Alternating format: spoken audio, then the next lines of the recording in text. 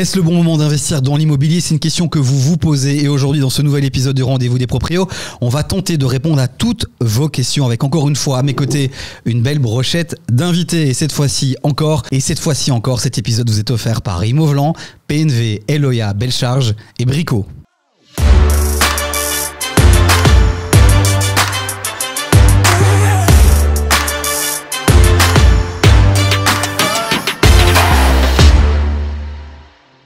Et quel plaisir de retrouver encore une fois cette belle brochette d'experts, de passionnés.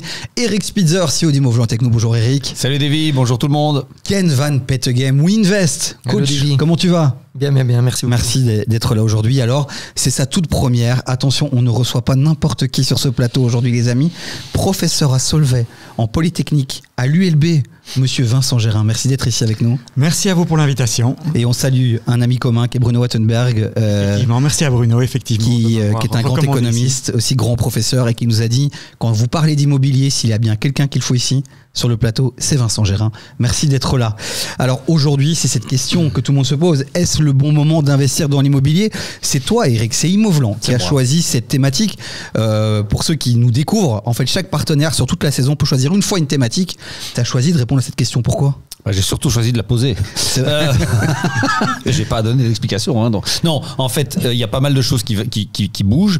On sort d'une année 2024 où l'immobilier a connu une période, on va dire, pas évidente, fin 2023, 2024. Et donc, il y a des changements. Il y a des changements en termes de droits d'enregistrement. Il y a des changements au niveau des variations des taux. Donc, ça me paraissait intéressant aussi de recentrer un peu le débat et de voir si c'était toujours le bon moment pour investir dans l'immobilier. Ken, c'est vrai que j'ai le sentiment, maintenant que je m'intéresse à l'immobilier depuis 2 ans et même depuis longtemps, que cette question, elle est toujours d'actualité. Est-ce le bon moment d'acheter? Pourquoi on se pose toujours cette question-là? Nous, on se la pose pas, c'est les journalistes qui se la posent pour travailler, tu vois, c'est leur job. Et donc, ils doivent faire des articles. En vrai, c'est toujours le bon moment d'acheter. Et d'habitude, tu nous poses la question, tiens, est-ce que tu n'as pas un chiffre? Mais ça va arriver, je contextualise d'abord un peu. Je viens avec mon chiffre juste après. Voilà, je pose le décor pour Vincent, c'est sa première aussi. J'ai envie qu'il sente un peu les personnalités qu'il a à ses côtés. Vincent, est-ce que c'est pas aussi dû aux peurs finalement que les gens ont de se dire c'est quand même un gros investissement, je vais devoir mettre beaucoup d'argent, donc est-ce le bon moment d'acheter? Une première fois, dans tous les domaines, c'est toujours compliqué, on a toujours un peu peur. Donc oui, ça fait peur, c'est beaucoup d'argent, c'est un projet pour la vie, beaucoup d'argent, un projet de vie, un projet de famille. Donc effectivement, on se pose beaucoup de questions avant de franchir le pas du premier investissement. Si vous vous posez beaucoup de questions, c'est le moment de les mettre en commentaire de cette vidéo sur YouTube, mais aussi sur WhatsApp. Le numéro s'affiche ici en dessous et tous nos experts vous répondent. Des fois à 23h, voire même minuit, j'envoie une petite question à Eric. Tiens, on a reçu une question d'un auditeur, tu peux répondre? Et il répond. Et ça, c'est beau. Vincent, je vous rassure, vous n'aurez pas de questions à minuit. C'est juste c'est pour moi ça. Voilà, c'est juste pour Eric. Le before, ça démarre, c'est maintenant. Vous venez avec un chiffre, un titre d'article, une anecdote. Vous êtes venu avec quoi, Eric? Tu me vois maintenant. Je suis venu avec 2 chiffres. Okay. Le chiffre 40, ouais. C'est un nombre. 40 ans, on reparle du crédit hypothécaire sur 40 ans. C'est vrai que ça fait l'actualité en ce moment. Un vaste débat et donc voilà, on peut en parler. C'est quelque chose que je ne recommande pas à titre personnel, mais on en reparle pour certaines raisons. Donc voilà, ça c'est le premier. Et le deuxième, c'est 28. Belfius a récemment communiqué que les demandes de crédit hypothécaire avaient bondi de 28% au 3e trimestre par rapport au 3e trimestre de l'année passée. L'année passée, ça avait été un gros recul en termes de demandes. Ça reprend un petit peu. Donc ça veut dire que le marché immobilier reprend quand même un petit peu. Et ça, c'est une bonne nouvelle. Un crédit sur 40 ans, on va en parler dans un instant, les amis. Donc vraiment, restez bien avec nous. Ken? Mon chiffre à moi, c'est 150%. En fait, mes parents ont acheté il y a un peu plus de 20 ans et on a revendu la maison familiale. En 20 ans de temps, on a fait 150% de plus-value. Donc, le moment d'acheter, c'est tout le temps. Et c'est vrai que c'est ce que tu dis dans chaque épisode, à chaque fois quand on te pose la question, est-ce le bon moment? C'est toujours le bon moment d'investir dans l'immobilier. On va parler des taux d'intérêt, on va parler des banques aussi. Est-ce qu'elles octroient plus facilement ou difficilement des crédits? On en parle dans un instant. Vincent, vous êtes venu avec quoi? Moi, tu es venu avec quoi? Je suis venu avec le chiffre 30. 30, c'est le nombre d'étudiants que nous espérons avoir chaque année au master que j'ai le plaisir et l'honneur de co-diriger. C'est le Executive Master in Future Proof Real Estate, organisé par l'ULB, 3 facultés, la Solvay Brussels School, l'École Polytechnique de Bruxelles et la faculté d'architecture la Cambre Horta. Et voilà, on espère chaque année former 30 étudiants, 30 passionnés de l'immobilier à relever les défis de l'immobilier de demain, l'immobilier durable, résilient, mais avec une bonne dose de pragmatisme et des chiffres derrière pour soutenir tous ces développements qui nous attendent dans le futur. On mettra le lien en commentaire pour ceux qui veulent avoir plus d'informations. On rentre dans le vif du sujet, c'est la FAQ. On a plus ou moins 20-25 minutes pour répondre à un maximum de questions. Et quand on se pose la question de est-ce le bon moment d'acheter, la première chose qu'on regarde, c'est de manière générale, c'est les prix de l'immobilier. Et c'est vrai qu'on peut voir sur Internet, à la RTBF, tous les 3 mois, je pense, il y a le baromètre des notaires, c'est ça, oui. Qui nous indique un peu si les prix montent, se stabilisent. Globalement, c'est quoi la tendance actuelle, Eric ? Prix stable, le fait que l'immobilier, de nouveau en 2024, n'ait pas été une année de fou pour l'immobilier, il y a eu moins d'opérations, moins de transactions, n'a pas fait que les cours, les prix de l'immobilier ont chuté. Donc ça reste stable, voire une légère augmentation, ça dépend un petit peu des types de produits et de biens. Mais donc on peut dire que c'est assez stable.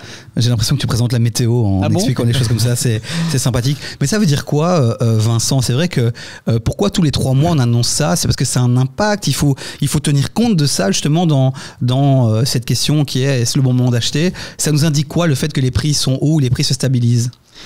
Mais déjà, je distinguerais 2 types d'immobilier tout à fait différents. Il y a l'immobilier pour soi. Et là, c'est toujours le bon moment d'acheter parce qu'on en a besoin pour vivre. Il y a une opportunité qui arrive sur le marché. On vit avec quelqu'un, on a des enfants et donc on doit déménager, on doit s'acheter un premier bien. Donc là, c'est vraiment important. On doit, c'est un bien presque de première nécessité et on reviendra sans doute là-dessus. Et puis, il y a les biens d'investissement où là, on peut être un peu plus attentiste et regarder où en sont les taux d'intérêt, ce que va proposer une banque, etc., etc. Donc voilà, il y a 2 marchés. Dans les 2 marchés, je rejoins ce qu'a dit Eric, c'est toujours le bon moment. Les prix sont stables, mais ils n'ont certainement pas tendance à diminuer. Donc c'est toujours le bon moment d'acheter si bien sûr on a la possibilité de le faire. Attendre en se disant que les prix vont diminuer, je pense que c'est un mauvais calcul pour le futur. Bah justement, je vais te poser à toi la question, Ken, parce que moi, réflexion très basique, si je vois des articles tous les 3 mois qui disent les prix qui montent, les prix qui stabilisent, bah je me dis qu'un jour il y a bien un article qui dira les prix ont diminué ou pas. Ça n'arrivera sans doute pas, parce que le marché belge est détenu en grande partie par des ménages. Et donc, les ménages, ils ne vendent pas à perte. Donc, ils mettent leurs biens en vente en disant, tiens, là, c'est trop petit, je vais acheter plus grand. Mais ils vendent si vraiment ils ont un bénéfice. Donc, comme le marché est détenu par des gens qui ne sont pas dans le besoin de vendre, et ce qui est le cas dans d'autres pays, l'immobilier est détenu par des institutionnels. Donc, des toutes grosses sociétés qui sont multipropriétaires en dizaines de milliers de biens. Quand dans la décision politique de la société, il faut tout vendre, ben, sur le marché, il y a énormément de biens en vente en une fois. Quand il y a trop d'offres, ben les prix diminuent. En Belgique, l'offre, elle est vraiment stable et donc ça ne peut pas faire diminuer les prix. Là, je vais répondre à ta question aussi. C'est toujours le moment d'acheter parce que soit les taux sont hauts et donc il y a moins de demandes. Donc c'est-à-dire qu'en tant qu'acquéreur, tu vas acheter à un meilleur prix. Soit les taux baissent et quand tu as acheté à la période où les taux étaient hauts, le prix de ton immobilier va monter. Donc repousser des achats parce que les taux sont hauts, les taux sont bas, parce que le prix diminue, augmente, c'est vraiment encore une fois, comme j'ai dit au début, c'est pour payer des gens qui doivent faire des stats et les publier dans les journaux, mais ça sert strictement à rien. Eh ben, on salue Renaud Grégoire, porte-parole des notaires, chroniqueur autour de cette table, et voilà. Avec plaisir. C'est vrai que, par exemple, pour donner un exemple d'un cas où l'immobilier s'est effondré, en Espagne, post-crise de 2008, là, il y avait énormément d'offres, et tout d'un coup, plus personne ne voulait acheter ou ne pouvait acheter, et là, il y a vraiment eu des chutes de plusieurs dizaines de pourcents au niveau du prix. Donc là, il y avait moyen de faire des très bonnes affaires, il fallait quand même faire un peu attention, mais là, on a vraiment connu un marché qui s'est effondré, par exemple. Et en Belgique, c'est très morcelé. Okay. D'abord, c'est un plus petit pays. Et puis, c'est très morcelé. Beaucoup de ménages, le Belge brique dans le ventre, possède un bien, plus éventuellement une résidence secondaire. Mais tu vas pas avoir, ou beaucoup moins vraisemblablement, une tendance où plein de gens particuliers, des ménages, des privés, se disent « je vais vendre mon bien maintenant, là, tout de suite ». Donc, tu risques pas d'avoir une grosse arrivée d'offres sur le marché. Et comme l'immobilier, c'est comme beaucoup de choses, c'est aussi l'offre et la demande, bah, ça reste assez stable. Vincent, autre élément qui nous rassure aussi, on en parlait en préparation de l'émission, c'est quand on regarde un peu ce qui se fait autour de chez nous, dans les autres grandes capitales d'Europe, finalement on est encore sur un prix qui est encore globalement bas. Oui, c'est ce que j'allais rajouter. En fait, il faut bien se dire, c'est peut-être choquant, mais l'immobilier en Belgique, même à Bruxelles, est extrêmement bon marché comparé à à ce qu'on trouve dans d'autres capitales, Paris, Londres, Amsterdam, même les villes secondaires en France sont plus chères que le marché bruxellois. Alors ce qui nous distingue un petit peu à Bruxelles, c'est qu'on peut se permettre de vivre dans des biens un peu plus grands. Quand on regarde les biens à Paris, dans les célèbres émissions sur l'immobilier, dans 30 ou 40 mètres carrés, on a l'impression que c'est un palace et il y a 3 chambres dedans. Et nous, ici, c'est la taille d'un studio. Donc on peut encore se permettre ce petit luxe, en tout cas pour ceux qui arrivent encore d'avoir des appartements plus grands. Mais au mètre carré, on a un prix assez bas. Et c'est un prix qui devient quasiment incompressible parce qu'on touche l'équation financière. Si on additionne les coûts de construction, les coûts d'acquisition du terrain, les coûts de l'architecte, de l'ingénieur, etc., on arrive quasiment au prix de vente d'un bien immobilier à Bruxelles. Donc la marge devient extrêmement réduite, pour ne pas dire nulle, sur de l'immobilier. Et donc assister à une dégringolade des prix, non, je n'y crois pas non plus. Alors pour clôturer ce débat sur les prix de l'immobilier, j'ai juste envie de revenir à cette scène qu'on a sûrement déjà tous vécue. C'est on va chez son père, chez sa mère, on dit maman, papa, je vais investir dans l'immobilier. Et puis on leur montre le prix sur Immoveland et là ils disent c'est ça les prix maintenant. Mais moi à l'époque j'ai acheté ça à 50 000 euros. N'achète pas mon fils, c'est n'importe quoi ce qui se passe en ce moment. On répond quoi alors à ces gens-là, Ken? On répond quoi à papa et à maman? On leur répond pas déjà, parce que c'est une autre génération. Okay. En plus, moi, comme j'ai déjà dit dans d'autres podcasts, je loue ma résidence principale et j'achète que des investissements. Tu dis ça à un ancien, il tremble, tu vois. Ouais. Il faut acheter la maison dans laquelle on vit et puis on fait des investissements. Moi, j'ai tourné la chose dans l'autre sens pour être le plus efficace financièrement parlant. Donc, aujourd'hui, les prix sont plus élevés, mais nos salaires ont bien augmenté aussi. Et tout est une question d'offre et demande. Aujourd'hui, tu achètes un sandwich, ça coûte 6 euros, tu vois. Alors qu'à l'époque, ton père, il le payait 50 francs. Il te dit pas de pas acheter ton sandwich, tu vois. C'est la même chose, l'immobilier, tous les prix ont augmenté, l'immobilier aussi.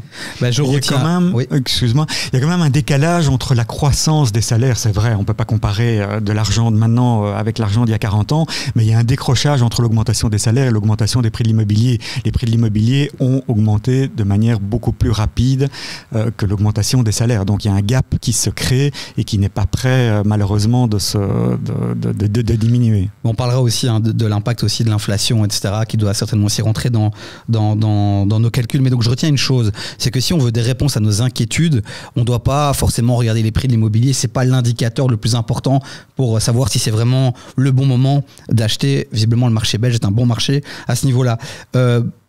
La deuxième thématique est importante et on l'aborde quasi à chaque fois, c'est celle des taux. C'est une des premières choses qu'on regarde quand on veut acheter. Faisons un petit tour de table sur l'état des lieux un peu actuel. On en est où au niveau des taux, Eric ? Les taux, il faut savoir qu'on était sur une structure des taux qui était extrêmement basse il y a 2-3 ans. On a parlé de 1,5, etc. On est remonté dans la zone des 3, 3,5, 4. Et cette année-ci, là maintenant, ça redescend. Ça redescend un petit peu aux alentours des 3, 2,80. Voilà, dans cet ordre de grandeur-là, ça dépend un petit peu des formules qu'on prend. Mais donc, ce que moi je pense, c'est qu'il faut oublier absolument qu'on va revenir à des taux genre 1,5, ça c'est fini. L'inflation est passée par là et puis c'est pas très sain. On a maintenu une structure des taux extrêmement basse de manière artificielle au niveau des banques centrales. Donc ça, ce sera pas ça. Mais je pense que les taux vont continuer de se maintenir au niveau auquel ils sont actuellement, légèrement baissés éventuellement, mais pas beaucoup plus. Je suis heureux d'avoir un professeur universitaire aujourd'hui autour de cette table parce que maintenant, je vais pouvoir chaque fois lui donner la parole et lui demander est-ce que c'est d'accord avec ce qu'Eric vient de dire? Je rejoins encore une fois ce qu'a dit Eric, donc pas de souci à ce niveau-là. Donc je pense aussi que c'est fini les taux à 5%, mais c'est certainement fini pendant longtemps les taux à 1,5 comme on les a connus. Et ça va sans doute se stabiliser quelque part entre 2,5 et 3 pendant quelques années, effectivement. Et c'est vrai que j'ai regardé hier soir sur le baromètre des taux. Il y a un site qu'on mettra aussi en commentaire de cette vidéo. Vous pouvez aller voir tous les jours le taux moyen. Et là, on était hier soir à 3,05 taux moyen. Ken, ça veut dire quoi? Ça veut dire que parce que là on donne le taux moyen, mais donc c'est en fonction un peu de sa situation qu'on va avoir un taux plus ou moins élevé. Aujourd'hui la fourchette elle aussi entre quoi et quoi, et à partir de quel taux je dois me dire oulala cette banque elle est occupée de me la faire à l'envers?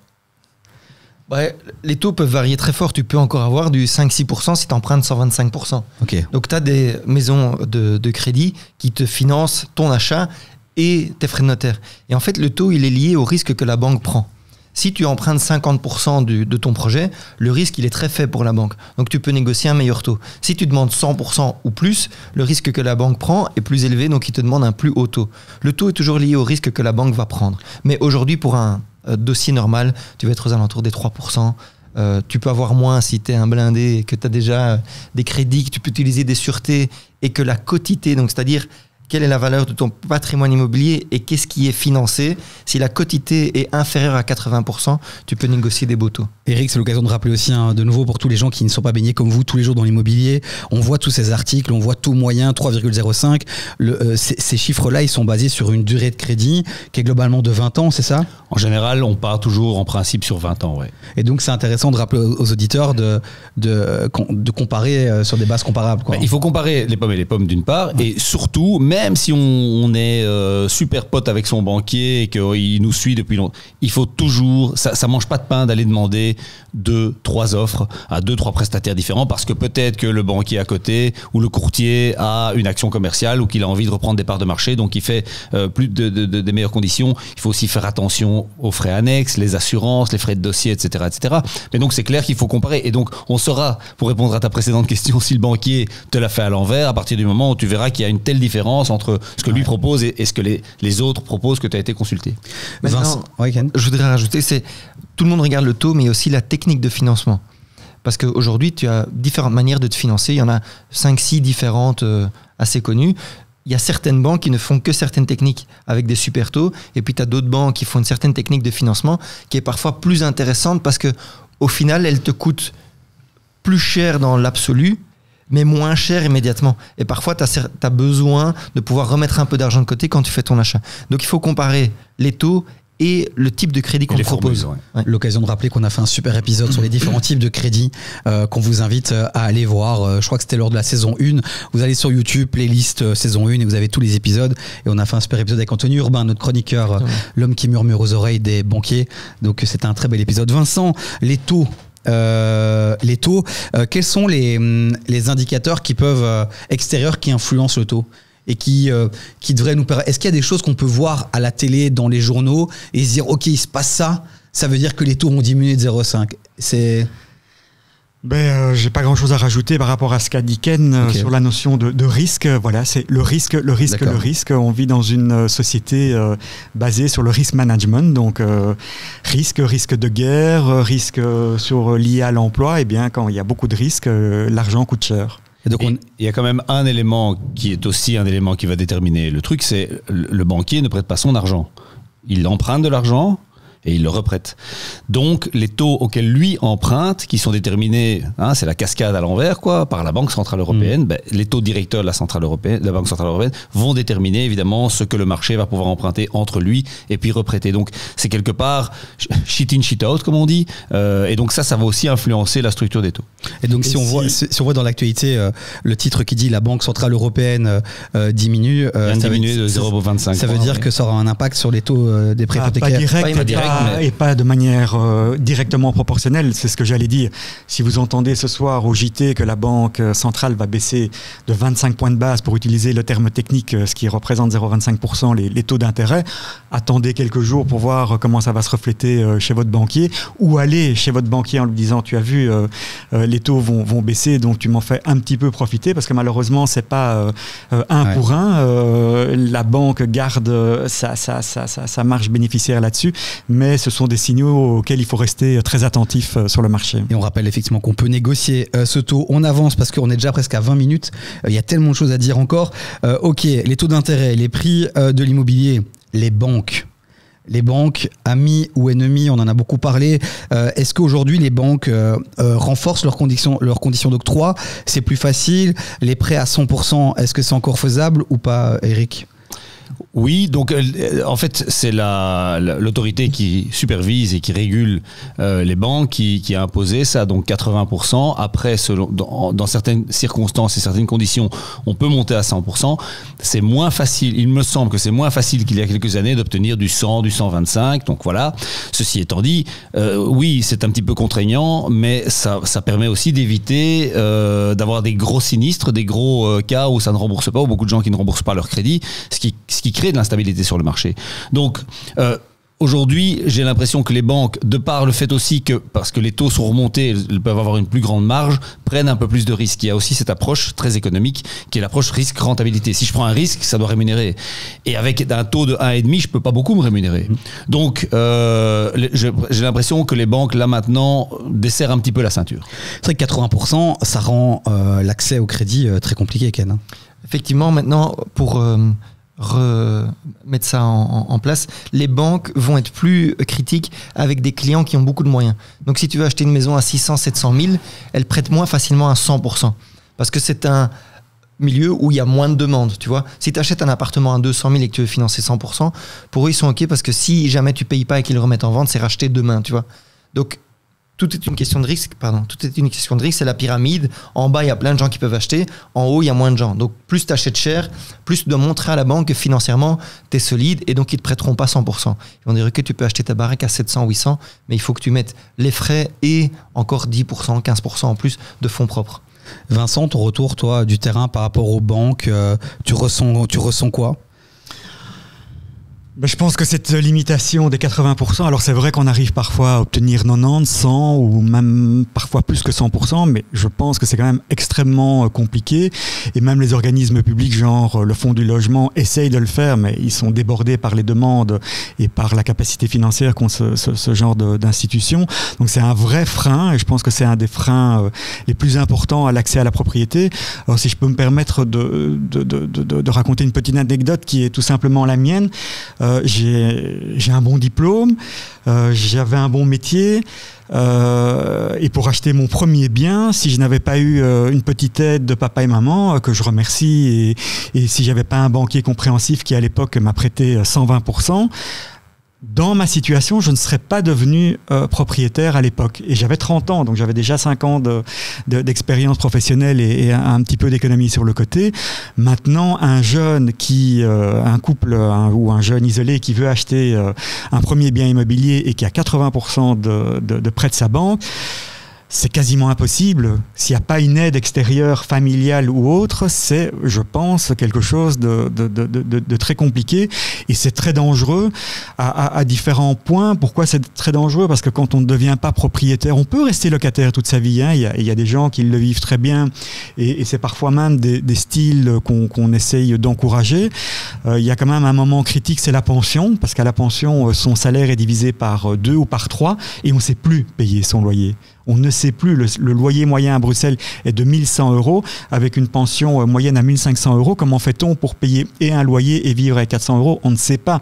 Donc pour moi, le meilleur conseil, mais je sais qu'il est très difficile à mettre en œuvre, c'est tenter, faites tout ce que vous pouvez, mais devenez propriétaire et terminer de payer votre crédit hypothécaire à la pension. C'est difficile, mais c'est malheureusement quelque chose auquel il faut vraiment penser. Et quand on est jeune, on n'y pense pas vraiment toujours. Et dans chaque épisode qu'on fait, on essaie à chaque fois aussi de montrer les différentes manières de pouvoir y arriver quand même. On a fait un épisode sur justement acheter quand on n'a que 10 000 € de fonds propres. Voilà, donc vraiment, allez voir tous les autres épisodes aussi. Il y a pas mal de clés, même si effectivement, c'est bien Vincent de rappeler que c'est compliqué. Et c'est pour ça que le monde politique, et on l'a vu avec les émissions politiques qu'on a réalisées dernièrement, essaye de mettre des choses en place, et on va en parler justement. Je propose qu'on suive, parce que le temps avance rapidement, sur les fameuses taxes qui font que dès l'entrée il faut sortir pas mal de fonds. Eric, avec Immoveland, vous avez fait un peu un petit état des lieux de ce qui se passe du côté politique, notamment au niveau des droits d'enregistrement. Un petit rappel. Alors les droits d'enregistrement à Bruxelles, c'est toujours la cata. C'est 12,5%. Voilà. Bon, il y a des abattements, mais quand même, ça coûte de l'argent. Attends, on rappelle pourquoi c'est la cata. C'est parce qu'il n'y a pas encore de gouvernement aujourd'hui. Alors, il y a une double cata. D'abord, il y a des négociations, mais ça fait pas très longtemps qu'elles sont en cours, donc on peut pas encore qualifier ça de catastrophe. Par contre, il y a une catastrophe réelle, financière, c'est les finances de la région de Bruxelles. Big up à Rudy Vervoort, il a bien géré. À ses prédécesseurs aussi. Oui, mais enfin, lui, ça fait quand même 15 ans qu'il est là, donc il peut retourner dormir maintenant, mais je veux dire, il a fait du bon taf. Donc, quoi, j'ai dit une connerie? Non, pas du tout.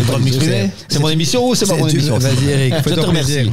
Mais donc, on a un souci clairement au niveau de... Enfin, on a 12,5%, c'est très cher, mais surtout, est-ce que la région de Bruxelles va pouvoir financer cette diminution, parce qu'elle va devoir s'aligner sur les autres régions, ça sera compliqué autrement, ça me paraît compliqué.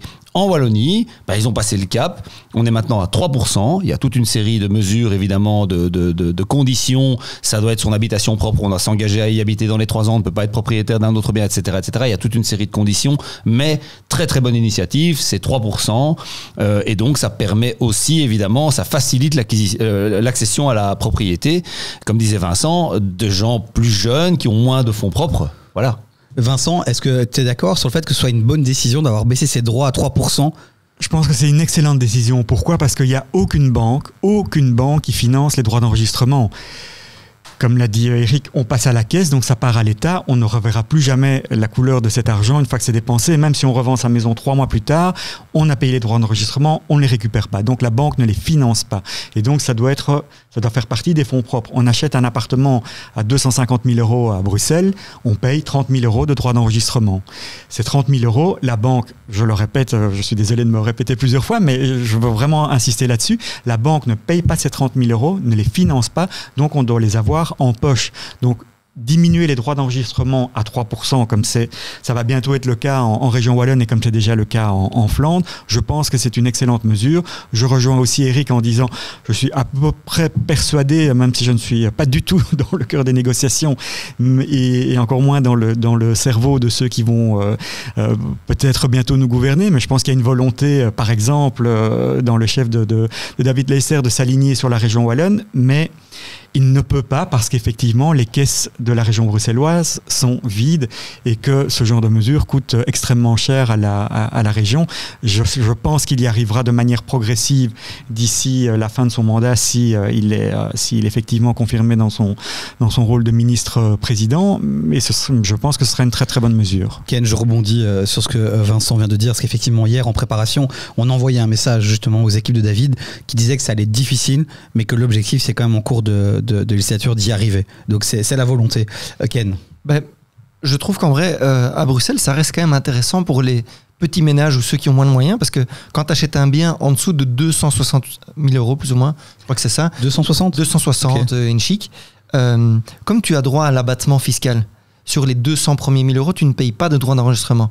C'est plus intéressant d'acheter à Bruxelles un bien d'une valeur inférieure à 260 000 € que de l'acheter en Wallonie ou en Flandre. Parce que les 3%, tu les payes à partir de 10 000 €.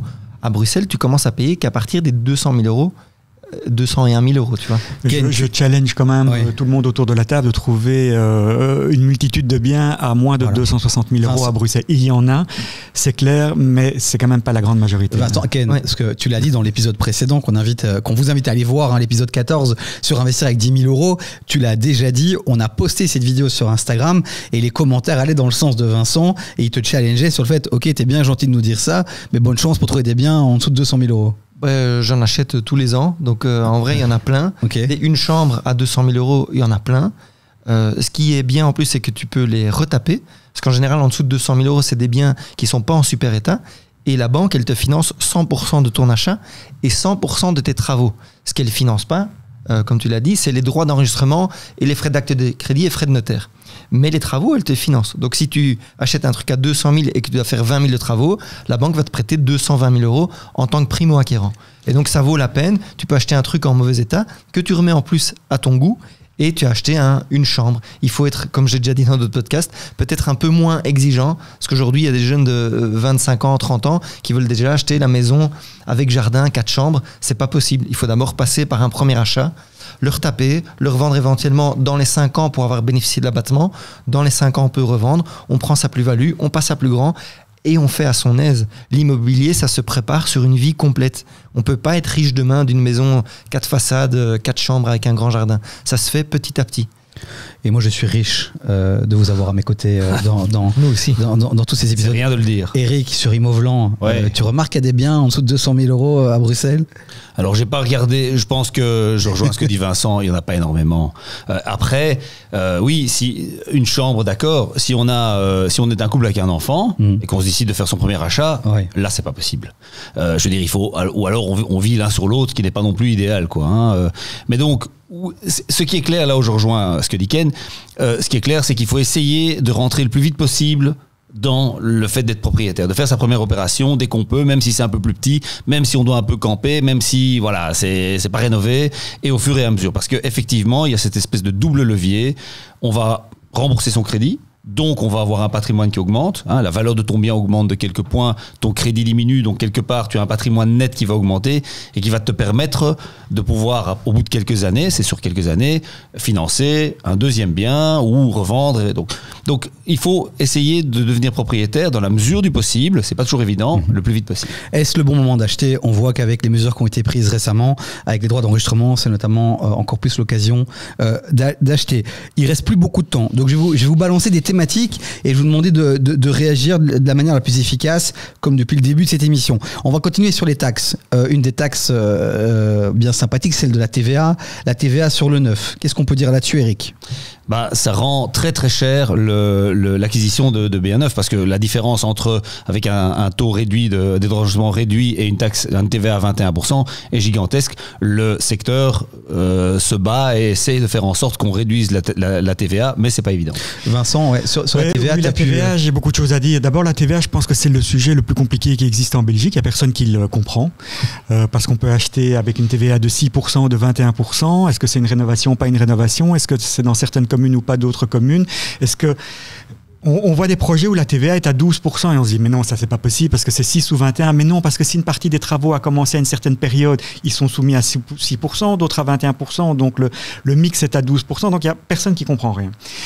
Ce que je ne comprends pas non plus, c'est que on essaye bien sûr de pousser des rénovations, du neuf. Pourquoi? Parce que énergétiquement c'est beaucoup plus performant, mais ça coûte en taxes 7 fois plus cher. 3 fois 7 égale 21. 3% en droit d'enregistrement en région Wallonne, 21% en TVA. Donc c'est 7 fois plus cher en termes de taxes, pas bien sûr au total, d'acheter du neuf par rapport à de la seconde main. Donc il y a quelque chose qui est assez aberrant là-dedans. Voilà, encore une fois, moi je ne suis pas un économiste et je ne suis pas un politicien. C'est déjà suffisamment compliqué comme ça pour les gens de s'y retrouver là-dedans. Pourquoi ne pas faire un taux mixte entre du neuf, du pas neuf, etc. En plus, on ne sait pas très bien où ça va. On sait où part l'argent, mais il y a une partie qui va au fédéral, à la région, à la commune. Voilà. Harmonisons peut-être ce taux, un taux plus bas, mais le même pour tous les types de construction. Le message est passé, Vincent Ken. Le neuf est clairement pour une certaine classe sociale de la population, parce que ça coûte très très cher.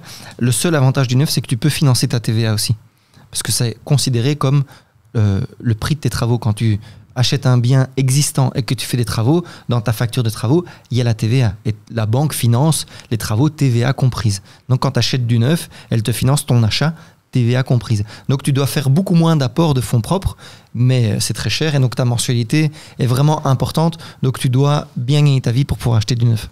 Eric, sur la TVA, on a fait le tour, je pense. Oui. Sur le précompte immobilier, il y a des choses qui vont changer ou pas sur le précompte? Parce que quand on fait son plan financier et qu'on se demande, tiens, est-ce que c'est le bon moment, on se dit aussi quelles sont les taxes que j'ai payées pendant finalement. Je voudrais expliquer peut-être un peu l'historique du précompte immobilier, parce que c'est aussi une taxe qu'on paye chaque année, c'est en tout cas ceux qui ont la chance d'être propriétaires. Alors le précompte immobilier, il faut savoir que c'est un loyer fictif sur son bien immobilier. Loyer fictif qui a été déterminé en 1970. Ah ouais. C'est-à-dire exactement mon année de naissance. Donc voilà, c'est comme si... Doit-on y voir un lien de cause à effet? Tu nais et paf, le précompte immobilier. Alors qui pouvait prévoir comment j'allais évoluer, ou surtout comment allait évoluer le marché immobilier comme ça sur une période de 54 ans. Donc on prend un loyer fictif dans les années 70, une période où peut-être personne ne voulait aller vivre à Uccle, pour donner un exemple, et maintenant c'est très huppé. Donc il y a des communes et des biens qui sont en complet décalage par rapport à l'année où a été établi ce précompte immobilier, ce cadastre. On l'indexe chaque année, mais on l'a jamais remis à plat, on l'a jamais... Ça c'est incompréhensible. C'est incompréhensible. Et surtout que certains disent justement que c'est bien beau les petites aides qu'on nous fait, mais si c'est pour augmenter derrière le précompte, non, et puis on surtout, récupère de l'autre côté. Le précompte immobilier, on possède quelque chose, on achète un bien immobilier, on paye donc des taxes dessus sous la forme des droits d'enregistrement, on ne le loue pas, on l'occupe et on doit encore payer une taxe, parce que si on le louait à un loyer fictif on gagnerait de l'argent, donc c'est n'importe quoi. D'ailleurs, notre ami Georges Louis, l'ami de Ken, voulait donc en parler de le laisser tomber. Bardowave, dans sa super note qui est en train de filtrer, parle éventuellement aussi d'introduire ce grand tabou de l'économie belge qui est la taxation des loyers. Donc il y a, à mon avis, des choses qui vont bouger dans le futur. Clairement. Il faut quand même pas oublier que la taxation immobilière est une des sources de revenus les plus importantes des communes, en tout cas à Bruxelles. On prend une commune qui, sans préjuger, pourrait paraître pauvre, par exemple Saint-Josse. C'est une commune extrêmement riche parce qu'il y a énormément de bureaux sur Saint-Josse, énormément. Tout le boulevard du Roi Albert II, tout le quartier nord, etc. Et donc il y a énormément de taxes qui sont payées. Il y a des communes qui, sans le précompte immobilier ou avec un précompte immobilier réduit, ne s'en sortiraient pas. Déjà qu'elles ne s'en sortent pas actuellement. Donc, si on diminuait le précompte immobilier, ce serait vraiment catastrophique pour beaucoup de communes. Donc, ne pas s'attendre non plus à une trop grosse diminution. C'est ça que j'allais dire. Un basculement de la fiscalité, mais c'est comme César, ce qu'il donne de la main droite, il le reprend de la main gauche. Et pour revenir à aujourd'hui, quand vous faites un achat immobilier, checkez le précompte immobilier que vous payez. S'il est faible, c'est intéressant parce que vous payerez moins de taxes annuelles sur votre bien immobilier. Mais faites attention quand même parce que si on fait des travaux dans un bien immobilier, on ne le sait peut-être pas ou on évite de le savoir. Normalement, on doit déclarer ces travaux à la commune qui a le droit de réévaluer le précompte immobilier et d'augmenter le précompte immobilier. C'est très important, je pense, ce que je dis, parce que tout le monde va y passer de manière forcée dans les années à venir. On va tous rénover notre bien immobilier. Pourquoi ? Parce qu'il faut atteindre des performances énergétiques très, très, très élevées. Donc, on va tous faire des travaux. Et donc, les précomptes immobiliers vont mathématiquement, financièrement augmenter. Parce qu'on augmente la valeur du bien, donc on augmente ce loyer fictif et donc le précompte immobilier va augmenter quand on fera ces travaux. Merci pour ce petit tour de table. Les amis, on continue, on accélère. Les aides d'État, c'est vrai que c'est souvent un levier qu'on peut activer aussi pour se demander si c'est le bon moment. Vu que les caisses sont vides un peu partout, est-ce qu'on a encore une chance de profiter d'aides ? Je pense par exemple aux aides comme la prime Rénolution. On a vu ce qui s'est passé récemment. On a vu ce qui s'est passé récemment à Bruxelles où finalement certains avaient peur de ne pas recevoir leur prime. Finalement, ça s'est réglé. Mais est-ce qu'on doit intégrer ça dans nos projections, sachant que finalement les politiciens du jour au lendemain peuvent décider de « Ah non, on vous paiera pas finalement ». Ken ? Moi je pense qu'il faut le voir comme un bonus. Si on est remboursé, c'est très bien. Si on ne l'est pas, il fallait s'y attendre. Même si David Lester a fait ce qu'il fallait pour essayer que les gens qui ont fait les travaux de rénovation énergétique soient remboursés en fonction des postes qu'ils rénovaient évidemment. Là ils ont su trouver un accord. Mais il faut voir combien de temps ça dure et effectivement s'il y a assez d'argent dans les caisses pour rembourser. David Lester qu'on apprécie, mais aussi ses partenaires de majorité qui sont, je pense ici, le PS pour la région et les engagés. C'est ensemble qu'ils ont pu décider de... Mais merci David. Non, mais oui, effectivement, mais voilà. C'est une initiative je pense qu'il faut saluer parce que c'est vraiment un très très mauvais signal qui a été donné, un double mauvais signal parce que le 16 août, pendant les vacances, patatras, on nous annonce que les primes Rénolution ne seront peut-être pas payées et qu'on espère que le prochain gouvernement le mettra à l'agenda. Non seulement la population a perdu confiance en se disant « mais tiens, ça risquerait de m'arriver », mais peut-être encore plus dangereux, les banques ont perdu confiance parce qu'il y a des gens qui vont chercher un prêt en disant « j'ai besoin d'argent parce que je rappelle que les subsides sont payés après les travaux, donc il faut aller dans une banque d'abord demander de l'argent et on va dans sa banque et on dit mais voilà, moi j'ai rentré mon dossier Rénolution, je vais toucher 20, 30 ou 40% et dès que je les touche, je te promets, je te rembourse une partie du prêt de manière anticipée. Maintenant, les banques, elles disent oui, mais bon, j'ai pas vraiment tout à fait confiance du fait que ces primes vont être versées et donc ça va compliquer encore l'obtention d'un crédit. Ok, donc ne pas l'intégrer dans son plan financier tout de suite, voir ça comme un bonus. L'intégrer dans son plan financier, mais ne pas l'intégrer comme la partie principale de son plan financier. Et se dire, il y a toujours un risque que quelque part, ce soit payé plus tard, moins, voilà. Donc, être prudent. Est-ce que les fonds du logement vont être impactés ? Est-ce que beaucoup de gens, on en a parlé dans l'épisode précédent aussi, quand on se posait la question de ce qu'on peut acheter avec 10 000 € de fonds propres, on avait dit qu'un des partenaires, c'est le fonds du logement. Ils sont subsidiés, enfin, ils reçoivent des financements de l'État. Est-ce qu'aujourd'hui, ces fonds du logement risquent d'être en difficulté ? Ils prennent un taux aussi, hein, donc c'est une banque qui aide des gens. En fait, ils prêtent plus que 100%. Ils analysent ta situation financière, ils regardent que tu n'achètes pas un bien trop cher, donc il y a quand même des critères pour être financé au fonds du logement, et puis tu as un taux. Tu as un taux qui est identique à ceux qu'il y a dans les banques, mais les critères d'acceptation sont moins importants. Et donc si depuis des mois je me dis que je vais acheter avec le fonds du logement, je ne dois pas avoir peur aujourd'hui qu'avec les nouveaux gouvernements... Mais si on s'y dit depuis des mois, mais là ça suffit pas. Malheureusement, vraiment malheureusement, il faut se dire ça depuis des années. Parce que la liste d'attente pour du logement abordable, pour du logement social, se compte en années, en dizaines d'années. À Bruxelles, il y a 50 000 personnes qui attendent un logement social ou abordable en bon état. Les pouvoirs publics, avec la meilleure volonté du monde, et je ne leur jette pas la pierre, c'est pas une mission facile, mais n'arrivent pas à proposer plus de 500 biens, et 500 biens, je suis hyper optimiste, n'arrivent pas à proposer plus de 500 biens nouveaux destinés à du logement social ou abordable, 500 biens par an, et on a 50 000 demandes à Bruxelles. Ouais. En 100 ans, c'est plié. Sans compter la croissance de la population. Allez, mais 120 ans et on en parle. Bon, on est déjà à presque 40 minutes. Donc là, je veux vraiment qu'on aborde le sujet suivant. C'est le prix des matériaux. C'est vrai, quand on se pose la question de est-ce que c'est le bon moment et qu'ensuite on allume la télé, on voit les prix des matériaux augmentent, ça coûte très cher de rénover, de construire. Est-ce que les prix des matériaux doivent nous calmer, monsieur Eric Spitzer? C'est-à-dire que si on parle de rénovation énergétique, c'est pas seulement le prix des matériaux.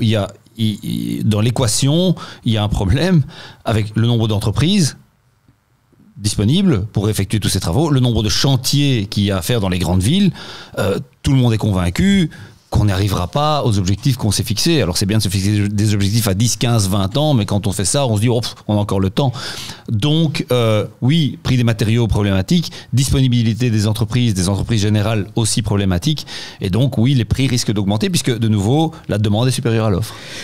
Est-ce qu'il y a justement dans ce contexte un peu compliqué, puisqu'on le rappelle, il y a des guerres, enfin on le rappelle, je pense qu'on le sait, on le voit, mais donc il y a des matériaux qui ont plus de mal à arriver chez nous. Est-ce que pour régler ce problème-là, il y a des matériaux qui sont plus sexy que d'autres pour régler justement ce problème? Je sais pas. Hein. Et Ken, toi qui rénoves un peu. Je rénove de manière moins très classique puisque j'achète chaque fois des apparts. Donc c'est de la rénovation plutôt esthétique. Et sur le terrain, t'as pas le sentiment de voir tes coûts exploser et que ça rend ta rentabilité compliquée ou tes investissements Là où les gens sont très impactés par le prix des matériaux, c'est les promoteurs qui font de nouvelles constructions. Et eux doivent payer très cher. C'est ce que tu disais au début du podcast. Quand tu achètes un terrain dans une zone qui n'est pas très sexy et où c'est difficile de vendre cher, ton coût de construction, il est déjà plus cher que le prix au mètre carré que tu peux vendre. Donc il y a des promoteurs qui partent de certaines zones et qui vont plus construire des biens neufs dans des zones où ils ne pourront jamais vendre au prix pour même être break-even, tu vois. Donc là, encore une fois, malheureusement, ça va impacter les classes sociales plus faibles parce qu'elles ne pourront jamais acheter du neuf. Et donc, les promoteurs vont dans des zones où les gens ont vraiment les moyens, parce que là, ils peuvent encore prendre une petite marge. Oui, c'est vraiment un phénomène tout à fait dramatique. Hein. Pour l'instant, pour construire quelque chose de nouveau qui réponde aux normes PEB qu'on doit atteindre, ça coûte 2400 € du mètre carré. On rajoute du terrain. Impossible de trouver un terrain à moins de 300 € du mètre carré, donc on est à 2700 € du mètre carré. Il faut quand même payer l'architecte, l'ingénieur, etc., etc. Dans les 2400, il y a la main-d'œuvre aussi. Mais donc on arrive très rapidement à pas très loin de 3000 € pour produire un logement sur un terrain qui n'est vraiment pas très cher. Et il y a des zones où le marché de la seconde main est à moins de 2000 €. Donc les promoteurs ne vont plus dans ces zones. Elles ne peuvent pas proposer des produits à plus de 3000 € si l'offre est à 2000 € et si les gens ne peuvent pas payer 3000 €. Donc il y a des zones qui vont se retrouver avec une pénurie de logements et surtout une pénurie de logements de qualité. Le message est passé aussi encore... J'aime bien Vincent pour sa première. Il est bien. Il est pas mal. Hein. Non, il est pas mal. Un bon professeur. Mais justement, monsieur le professeur, j'imagine que votre métier vous oblige aussi à analyser un peu l'actualité aussi politique, géopolitique, etc. Est-ce qu'on doit avoir peur de revivre ce qu'on a vécu avec l'explosion du prix de l'énergie, parce qu'il y a une guerre en Ukraine, parce que le bois n'arrive plus, parce que machin, où là, globalement, on peut se dire quand même qu'on a retrouvé une forme d'équilibre, de stabilité? On ne sait jamais ce qui peut se passer si demain la Russie décide d'attaquer, mais je veux dire, compliqué, sur ce qu'on sait aujourd'hui, est-ce qu'on doit avoir peur d'acheter en se disant mais je vais devoir rénover pour 50 000 € et au final ça va peut-être me coûter 150 000, je suis mort? Il y a un grand principe, je ne vais pas rentrer dans les détails, c'est l'entropie. On voit ça dans un cours de thermodynamique dans les études que j'ai suivies, mais malheureusement le désordre augmente. Et donc, c'est toujours très difficile de retourner dans des états beaucoup plus équilibrés. Donc, oui, il faut en tenir compte, il faut avoir peur. C'est compliqué pour tout le monde. Un promoteur qui maintenant se dit j'achète un terrain, déjà il ne sait pas en combien de temps il va obtenir son permis. Est-ce que c'est 1 an, est-ce que c'est 5 ans, est-ce que c'est 10 ans? Avant, les entreprises générales faisaient des devis et disaient durée de validité du devis 3 mois, 6 mois. J'ai vu des devis, et je ne vous mens pas, c'est durée de validité du devis 24 heures. Parce que je ne sais pas assurer les prix plus de 24 heures. Et on ne parle pas de devis de changer une porte à 200 €, on parlait de devis de plusieurs centaines, voire millions d'euros. Donc il y a toujours une part de risque et il faut en tenir compte. Eric ou Ken, est-ce que tenant compte de ça et des risques, est-ce qu'il y a par exemple des assurances qui peuvent être intéressantes, qui existent? Si par exemple je signe avec un entrepreneur, en une fois les prix augmentent, il me dit écoute, avec ce que tu as payé, je sais pas, le truc est à l'arrêt, machin, ça. Est-ce qu'il y a des assurances contre ça ou pour se protéger de tout ça? Je sais pas.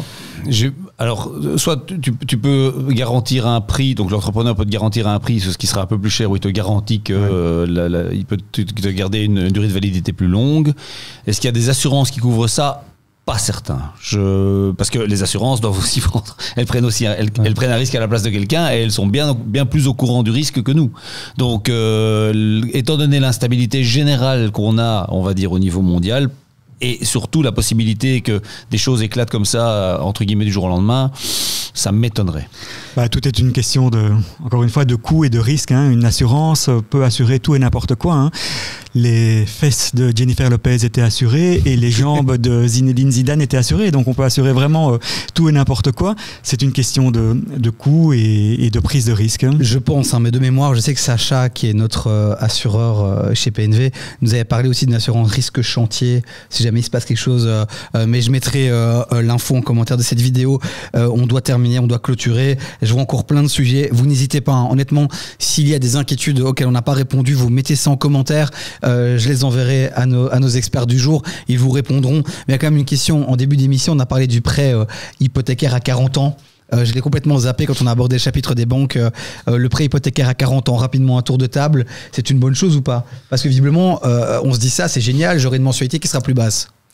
Moi, je pense que si c'est la seule solution qu'on peut saisir, il faut la saisir, parce que rien n'empêche après de refinancer dans un crédit normal. Donc repousser son achat, c'est la pire chose qu'on puisse faire. Donc si la seule manière d'acheter, c'est avec un crédit sur 40 ans ou avec l'aide de Home Investor, pour le citer directement, il faut le faire. Et après ça, une fois qu'on a remboursé un peu de capital, qu'on a eu une indexation de salaire, qu'on gagne mieux sa vie, on peut refinancer dans un crédit plus classique. Vincent, dans cet épisode, tu as passé quelques petits coups de gueule, on va dire, bien gentils. Est-ce que c'est pas encore une manière, ce crédit à 40 ans, c'est pas encore une manière pour le monde bancaire et le monde politique de s'en sortir finalement, plutôt que prendre des vraies mesures Parce qu'il faut savoir, en fait, avec le crédit bancaire à 40 ans, c'est qu'il doit être remboursé intégralement le jour de sa pension. Donc à 67 ans. 67 moins 40 égale 27. Donc on doit contracter ce crédit à 27 ans. À 27 ans, je vous l'ai expliqué tout à l'heure, pour acheter un bien immobilier à Bruxelles, il faut entre 40 et 100 000 euros de fonds propres. Qui, à 27 ans, a 50 000 euros sur son compte en banque? S'il n'a pas papa et maman qui l'aident, il n'y en a pas grand monde. Donc, c'est un prêt. Et ceux qui ont cet argent en fonds propres, ils n'ont pas forcément besoin d'un crédit à 40 ans parce que ce sont des gens qui sont favorisés. Donc, je ne pense pas que ce soit un crédit qui va avoir beaucoup de valeur. Par contre, où je rejoins tout à fait Ken, c'est très bien, mais il faut se laisser la possibilité de renégocier son crédit. Quand ça va mieux ou quand ça commence à bien aller, on a une chouette situation à 35-40 ans et qu'on peut se dire là je vais y aller, je peux maintenant rembourser 200 ou 300 euros en plus par mois pour réduire la durée du crédit et surtout réduire le coût, parce qu'un crédit à 40 ans c'est très bien, mais c'est à 5%, c'est pas à 3% comme on parlait tout à l'heure, et donc les projections en intérêt, vous payez un prix de dingue. Le double du bien. Le double du bien, voilà. Vincent, pour illustrer ce que tu viens de dire il y a quelques instants, en préparation, tu avais préparé un petit calcul qui était assez interpellant et on peut peut-être terminer là-dessus, comme ça on termine sur un léger petit débat, il nous reste 5 minutes maximum. Vincent, est-ce que tu peux nous refaire ce petit calcul pour qu'on se rende bien compte en fait de la difficulté aujourd'hui de pouvoir accéder à la propriété? En fait, je vais prendre des chiffres qui vont peut-être choquer pas mal de spectateurs, mais le prix moyen, c'est pas moi qui l'ai inventé, le prix moyen d'une maison à Bruxelles, c'est 555 000 euros. c'est beaucoup d'argent, mais c'est le prix moyen. Alors pour moi, un prix moyen, c'est quelque chose qui s'adresse aux Bruxellois moyens. 550 000 €, vous rajoutez les droits d'enregistrement de 12% comme ils le sont maintenant et vous rénovez la salle de bain, etc., vous en êtes à environ 650 000 € pour la maison moyenne à Bruxelles. Vous allez voir votre banque vous dit, moi je veux bien vous prêter éventuellement 80% de la valeur du bien. Hein. On a bien dit que la banque ne prenait pas en charge tout le reste, donc la banque va vous dire très gentiment, je peux vous prêter jusqu'à 440 000 €. Ça veut dire que en franchissant la porte de la banque pour s'acheter la maison moyenne de Bruxelles, il faut 200 000 € de fonds propres. Je termine. Si vous économisez 1 000 € par mois, mais qui est capable d'économiser 1 000 € par mois en commençant dans sa vie, il vous faut 17 ans. 17 ans pour économiser les 200 000 € de fonds propres qu'il vous faut pour acheter la maison moyenne à Bruxelles. Ça, c'est le premier problème. Le deuxième problème, c'est que la banque va vous dire, 440 000 €, vous êtes encore jeune, moi je vous le prête à du 3% pendant 20 ans. Eh bien, voilà, je sors ma calculatrice, ça va vous revenir à 2 442 € par mois de remboursement. Et donc, comme la banque va vous dire, vous devez gagner 3 fois plus, la banque va vous dire, montrez-moi vos fiches de paye qui attestent que vous gagnez 7 300 € net par mois. Donc la maison moyenne à Bruxelles s'adresse à quelqu'un qui a 200 000 € de fonds propres sur son compte en banque et qui gagne 7 300 €. Eric Spitzer. C'est ça. Quand j'avais 20 ans. On doit s'attendre à une augmentation du nombre de suicides aux alentours des agences bancaires. Non, mais ce qu'il dit est une belle illustration des difficultés actuelles. Rapidement, on peut un peu nuancer, parce qu'on va quand même pas terminer sur une note comme celle-ci. Mais Ken. Oui, ici, c'est des chiffres pour marquer, effectivement, c'est inquiétant comme ça. Mais tu as quand même l'abattement en dessous de 600 000 €. La banque peut te financer à 90, voire 95%. Il y a moyen en fonction de tes revenus et de ton historique bancaire, et certaines banques te financent à partir de un salaire où tu finances 50%. Donc si tu as une mensualité de 2005, il faut que tu gagnes au moins 5 000. Donc les banques sont plus souples que ce qui est décrit ici, mais c'est vrai que ça marque vraiment l'esprit, d'où le truc qu'on a dit au début du podcast, c'est dès que vous pouvez acheter, vous devez acheter, parce que 17 ans à 1 000 € par mois, c'est impossible. Par contre, acheter un studio, vivre dedans pendant 5 ans, avoir bénéficié de l'abattement et le revendre dans 5 ans, on a peut-être fait 70, 80 000 € de bénéfices. On a fait une partie du chemin. On a fait une grosse partie du chemin, beaucoup plus rapidement qu'avec 1 000 €. Et 1 000 € par mois, c'est impossible. Mais c'est vrai que le montant de 550 000, plus ou moins, j'ai un ami qui a juste un enfant. Donc famille classique, ils viennent d'acheter et ils ont payé 560 000 € une maison qui est sympathique mais qui n'est pas non plus exceptionnelle et qui répond à ses besoins de base. Eric, on doit terminer, c'est ton épisode, tu l'as choisi pour Imovlan, le mot de la fin il est pour toi.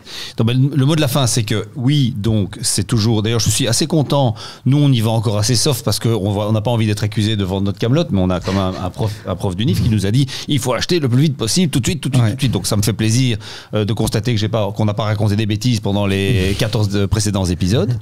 Mais plus sérieusement, c'est compliqué. Il ne faut pas s'attendre à ce que tout d'un coup, tout tombe. On est là, effectivement, le loft de 200 mètres carrés, voilà, c'est pas possible. Il faut prendre son temps, éliminer l'émotionnel, calculer, faire ses simulations, aller voir ses partenaires financiers et essayer d'acheter quelque chose le plus vite possible, même si ce n'est pas la maison de ses rêves. Voilà, merci Eric d'avoir fait ce choix-là. Je pense que c'est une vraie question que beaucoup de gens se posent. Merci Ken, merci Vincent pour cette première. Merci pour votre J'espère que vous avez apprécié. En tout cas, nous on a apprécié vraiment et on espère vous revoir très bientôt dans cette émission. On vous le rappelle, les amis, il y a déjà eu 2 saisons. On est en plein dans la 2e saison. Il y a plein d'épisodes disponibles sur YouTube. J'ai encore croisé quelqu'un récemment qui est tombé par hasard sur notre épisode et qui m'a dit c'était super. Et je lui dis t'as vu les autres? Il m'a dit quoi? Il y a des autres épisodes? Ben oui, c'est pour ça qu'on a mis épisode 14 dans le titre de cet épisode. Il y en a blindé d'autres des épisodes. Donc allez voir ce qu'on fait sur les réseaux, sur YouTube, en podcast aussi. Notre site internet, il y a des articles aussi qu'on publie régulièrement. On vous donne rendez-vous prochainement pour un nouvel épisode, toutes les 2 semaines.